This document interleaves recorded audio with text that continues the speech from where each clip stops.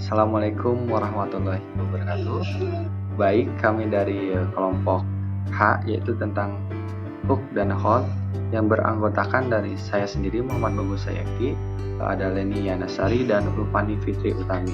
Di sini kami akan membahas tentang ruang kolaborasi rancangan pembelajaran dalam UBD tentang lembar kerja H, yaitu hook dan hold. Di sini saya akan membahas tentang lembar kerja H. Yang pertama itu bagaimana cara menggunakan pemikiran untuk melibatkan semua peserta didik dalam ide-ide besar dan melakukan unjuk kinerja. Yang kedua sendiri, situasi apa saja yang dapat melibatkan peserta didik untuk membuat ide-ide besar segera menarik, konkret, dan sangat penting. Yang ketiga, bagaimana pendekatan penyampaian materi sehingga menghasilkan minat dan keinginan terhadap materi. Yang keempat, peluang macam apa yang bisa memopong minat belajar, terutama ketika keadaan pembelajaran terasa sulit. Dan yang kelima, apa saja hambatan yang menimbulkan kecilnya pengambilan risiko, rendahnya imajinasi, dan kurangnya berani untuk mempertanyakan, dan ketidaknyamanan memutuskan.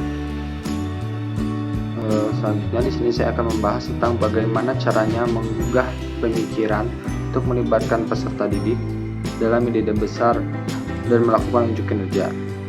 Untuk menggugah pemikiran dan melibatkan semua peserta didik dalam ide-ide besar, penting untuk menciptakan lingkungan yang mendukung.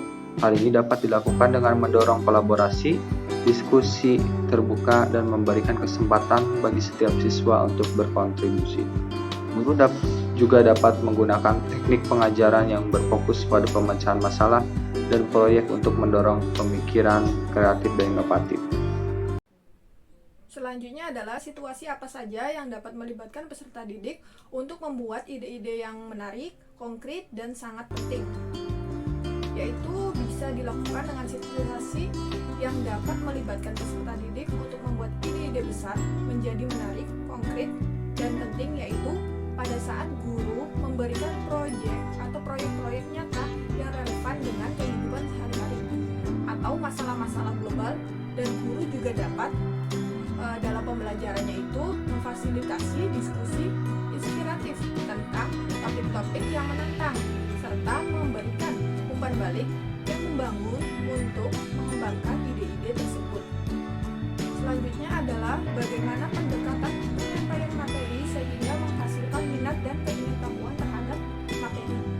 Untuk menciptakan sebuah pendekatan yang dapat menyampaikan materi sehingga menghasilkan minat dan pengetahuan terhadap materi adalah dengan cara yang pertama, menarik atau memicu minat serta pengetahuan para peserta didiknya.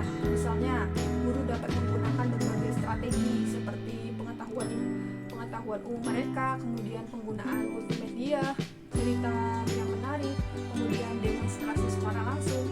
Selain itu juga guru dapat membuat koneksi antara materi dengan kehidupannya sehari-hari. Hal tersebut dapat meningkatkan minat dan pengetahuan peserta didik terhadap materi yang diajarkan. Selanjutnya, peluang macam apa yang bisa menopang minat belajar, terutama ketika keadaan pembelajaran yang terasa sulit atau dirasa sulit. Peluang-peluang yang dapat menopang minat belajar, terutama dalam situasi pembelajaran yang sulit, termasuk dengan menyediakan dukungan ekstra seperti bimbingan tambahan, pembelajaran berbasis proyek yang memungkinkan siswa untuk belajar secara praktis, dan bisa memberikan umpan balik terhadap siswa untuk membantu mereka mengatasi kesulitan peserta didik dalam pembelajaran tersebut. Baik, yang kelima apa saja hambatan yang menimbulkan kecilnya pengambilan risiko, rendahnya imajinasi, dan kurangnya berani untuk mempertanyakan dan ketidakmampuan untuk memutuskan. Nah, di sini terdapat beberapa hambatan yang dapat menimbulkan kecilnya pengambilan risiko, imajinasi yang rendah, dan kurangnya keberanian untuk mempertanyakan serta ketidakmampuan untuk memutuskan. Antara lain yaitu kurangnya rasa percaya diri, ketakutan akan kegagalan, lingkungan belajar yang tidak mendukung, serta kurangnya kesempatan untuk bereksplorasi dan berkreasi. Dan dalam mengatasi hambatan-hambatan tersebut memerlukan sebuah sebuah cara untuk dapat membangun rasa percaya diri, kemudian menciptakan lingkungan belajar yang aman dan mendukung, serta memberikan kesempatan bagi siswa untuk dapat bereksperimen dan belajar dari kesalahan. Seperti itu. Dari beberapa pemaparan di atas, bisa kita simpulkan bahwa pendekatan hook and hold dalam rancangan pembelajaran UBD itu adalah suatu strategi yang bertujuan untuk menarik minat siswa, baik pada awal pembelajaran dan mempertahankan minat tersebut selama proses pembelajaran.